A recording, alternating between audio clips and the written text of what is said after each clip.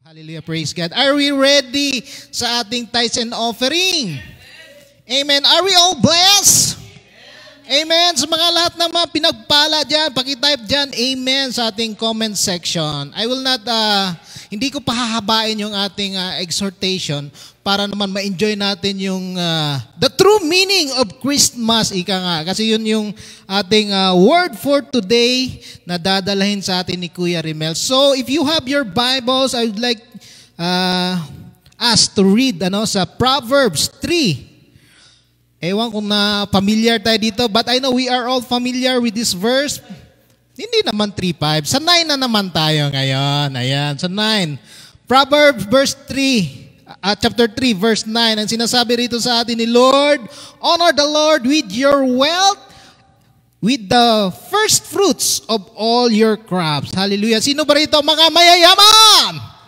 Yan, lahat ng anak ng Diyos, siyempre mayayaman yan. Walang mahihirap sa anak ng Diyos. Pero ang sinasabi sa atin dito, honor the Lord with your wealth. Kung ano man yung meron sa atin, ibigay natin kay Lord. Amen.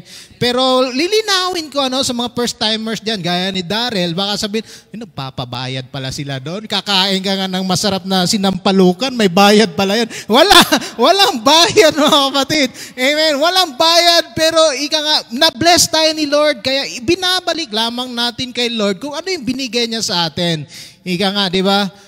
Give to the Lord with a cheerful heart. Kung ano yung sa tingin mo na hinipo ka ng Panginoon Diyos, ibigay natin. Amen? Kasi sabi dito, with your wealth, with the first fruits of all your crops. So, ibig sabihin, kung kung farmers, wala naman siguro. Meron pa rin farmer, pero usually, salary na ang kinukuha, sa atin. Pero, wag ko namang sabihin siguro, lahat daw ng first fruits ng income ko.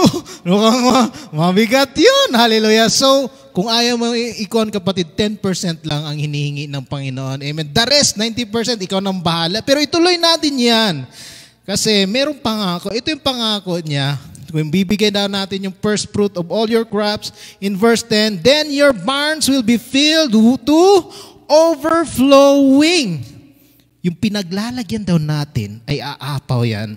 Amen. And your vats will brim over with new wine. Alam mo yung umiinom ka sa mga mahilig magtagay ng Coke. Yan, Coke ha, hindi yung mga nakakalasing, ng mga Coke. Di ba pag binuhos mo yung Coke kasi takam na takam ka sa soft drinks or kung ano may iniinom natin dyan, di ba pag takam na takam ka, minsan napapasobra ka ng lagay.